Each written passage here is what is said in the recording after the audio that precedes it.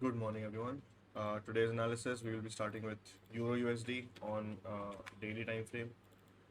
Okay, so we do have we've been in a range since last year, basically this entire range, right? Except for that, we have the nearest liquidity range here and right here. Let's go to 4 hour time frame. So ahead this week, we do have a lot of news coming out. We'll be looking at that in a minute. Uh, You can look for shorting opportunities after we take out this high.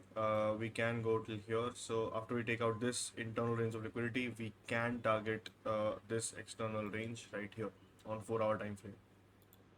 And on the 1 hour, we do have a lot of gaps here that needs to be filled. And we also have liquidity zones right here, and one is right here. So let's look at the calendar for this week. We don't have any news today and tomorrow. That's a good thing. We have news, CPI news on Wednesday, so avoid trading that time. And on Thursday we have news for Euro, and on Friday we have for GBP. Okay. Now let's look at GBP USD. Again, obviously, most of the currency pairs trading in US dollar are in a range, so avoid that. Basically, we have a similar structure here. We have liquidity right here and here, and external range here. So here we would be looking for shorting opportunities as well.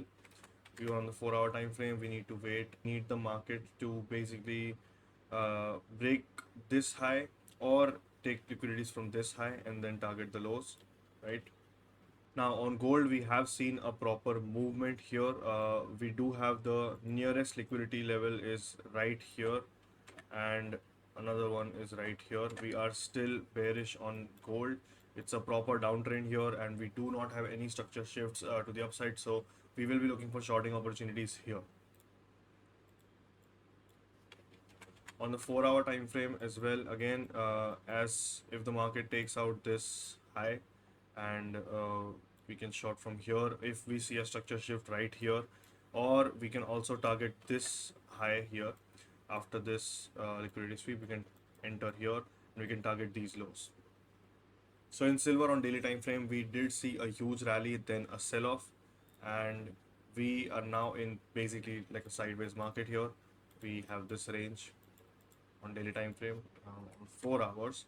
Uh, I do not recommend trading just yet because we don't have any other new liquidity zones right here. I mean, we do have one here and here. If you do want to enter, obviously you have to wait for the market to come up here or here. But the problem is, if the market comes up here, then it will be categorized as a market structure shift right here because all these lows have been taken out. The next liquidity that we have is right here, right? So basically, with that, I wouldn't trade in this. Based on that, I wouldn't trade on any shorts just right away. If the market does take out these highs, then okay, then we can look for a shorting opportunity. The next liquidity zone that we have is right here, so it's probably gonna go and take out this low, and then probably it's gonna come back in the range, right? So we can see if the market's gonna if the silver price goes here and takes out this low and then gives us a proper structure shift and a bounce back, then we can enter here, right? We can target these highs, or we can even target this high on a 4 hour time frame as a swing trade. We do have a news week full of red folders coming up, so I would be careful with this. Now Bitcoin on the daily time frame also is bearish, right? We recently broke this low. We've taken out this liquidity zone, right? So we do not have any other liquidity zone right here. This is the next one, right? We have liquidity down here. We also have a few fair value gaps right here, internal range of liquidity. The market could come up here and take out any of these liquidities and then just continue the downtrend. And I am still bearish on Bitcoin. Now the dollar index, obviously we do have, we see like a sort of like an uptrend here, but we do have to take this liquidity out as well. and we can also see that this is more or less in a range, right here. So on 4 hour time frame dollar index, we can see that the market might take out this high, which is also the range high, and later on move towards here if we have a structure shift here. But we do have a news week full of red folders coming up, so I think it's gonna continue the breakout. But let's see.